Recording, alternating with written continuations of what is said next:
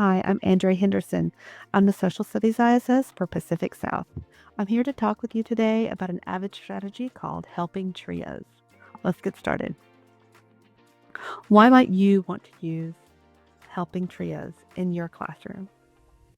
This strategy provides students an opportunity to engage in active listening and speaking. Students learn how to provide and receive feedback. Students also have the opportunity to appreciate diverse perspectives and to build on their classroom community. Students have the opportunity to speak and listen, but simultaneously learn how to provide and receive feedback. The feedback component is what sets this strategy apart. In order for students to learn speaking, listening, and providing feedback, they need the space and time to do so.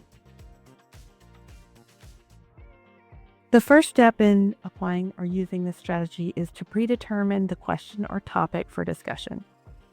You already know your students. You know their comfort level and their confidence level, both in and out of content. You might consider using AVID's ALS or academic language scripts for those students who need a little extra support in speaking in small groups. You might want to start with building comfort and confidence within the strategy, the procedural foundation or framework, if you will. You might start with a prompt that students can speak candidly or openly about themselves and learn about one another. Next, you might introduce academic or content-related topics.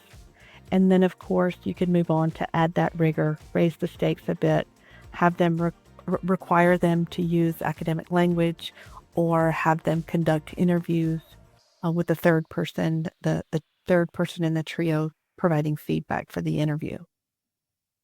There are a lot of different ways you could use this strategy. The next step is to consider how you would like your students to prepare, if at all. If students are going to speak candidly or openly about themselves, not a lot of preparation required. If students are going to be speaking on a more in-depth concept, perhaps you provide the prompt ahead of time. You may choose to provide the prompt ahead of time for only certain students who may need that extra time or that scaffolding to build their confidence in speaking. They have time to prepare for that small group. The next step is to divide the class into groups of 3. For my class, I always used, strategic grouping, if you will. You don't have to do that, but it may be a necessity in some cases. The next step is to assign roles. Each group will have student A, student B, and student C. If you leave it up to the groups, that's fine too, or you may assign A, B, and C. Student A will go first. Student A is in the hot seat for 2 minutes. In that hot seat, the student A will speak on or answer the prompt or topic or question for the full 2 minutes. Students B and C are active listeners and must be silent for those 2 minutes. The next 2 minutes, students B and C will offer feedback. You may initially want to instruct student B to limit their response to 1 minute and student C to limit their feedback to 1 minute. In these 2 minutes, student A remains silent. There's a natural urge to respond to feedback, so you want to make sure that student A understands they must remain silent for those 2 minutes. The next 2 minutes, all 3 students engage in open dialogue.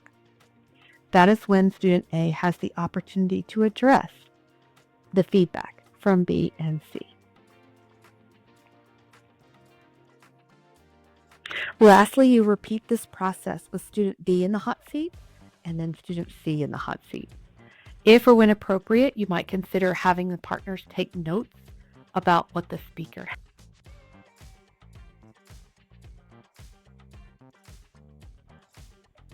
Thank you so much for all that you do for our students. I really appreciate it. I appreciate your time today, and I hope that you'll Give helping trios a try in your classroom.